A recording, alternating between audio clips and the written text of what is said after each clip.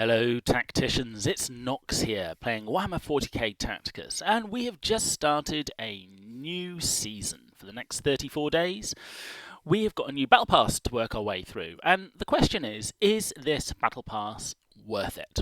Well, looking at the overall Blackstone total, we are actually only getting 60 Blackstone less than last month's. However, there is something in here which does make it all worthwhile, and that is the fact that even once you get to the 50th level of the pass, we've now got, for every level after 50th, we get the Codex of War and an extra 4,000 coins. So I think that more than makes up for the 60 Blackstone less that we're actually getting. But what are we actually getting in this pass? Well, we get 450 Blackstone, rather than 750 that we had last time.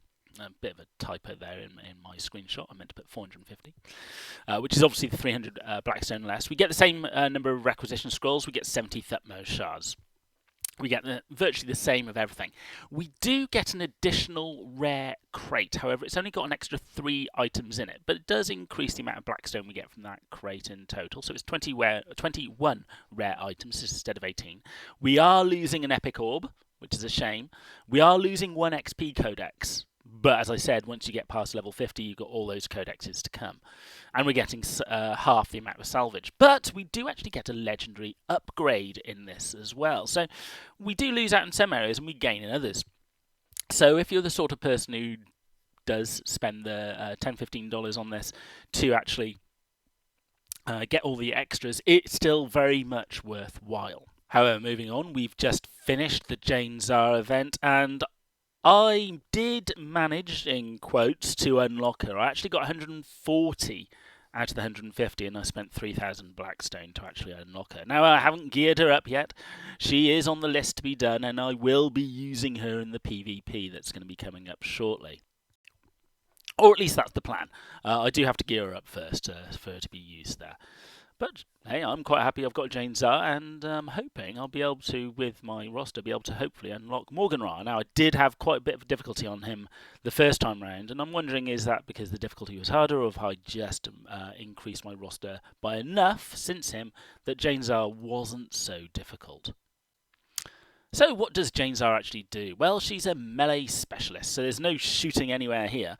To get there, you're going to have to use her movement 4 to charge in, and the only place you will be using her really is in the live PvP. Now, bear in mind, if you use her with Makotep, that movement 4 turns to movement 5, and that does become a very real threat to any long-range sniper fans out there. Especially when you come along with Silent Death. Now, she throws Silent Death at an adjacent enemy, and it deals a bunch of damage, and also deals damage to the 3 additional enemies next to the first one that you throw it at. So quite a very good way of getting rid of all those snipers that can be bunched up.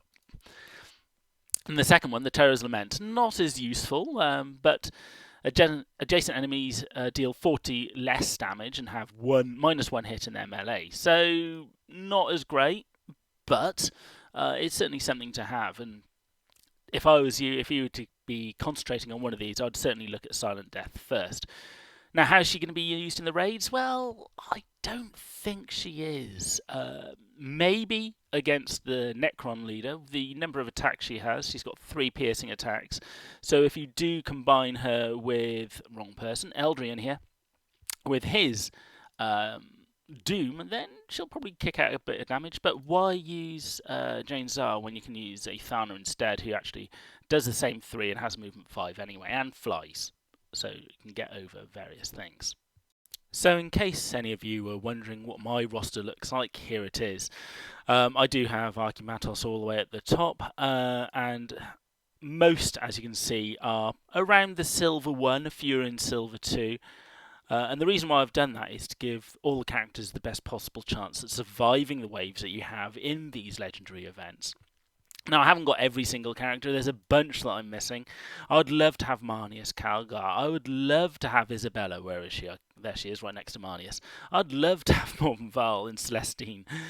But never mind. It is possible to do, although, as I said, I did have to spend that 3,000 Blackstone. to work your way through. Just make sure all of your characters, are as highly geared as possible. Ideally, at minimum, Silver 1. Really, I think you'll need to upgrade them to Epic to get them into Silver 2, Silver 3, and, well, Gold if you can. But really, Gold isn't that necessary that I've found in the Legendary events, but it does obviously make things easier.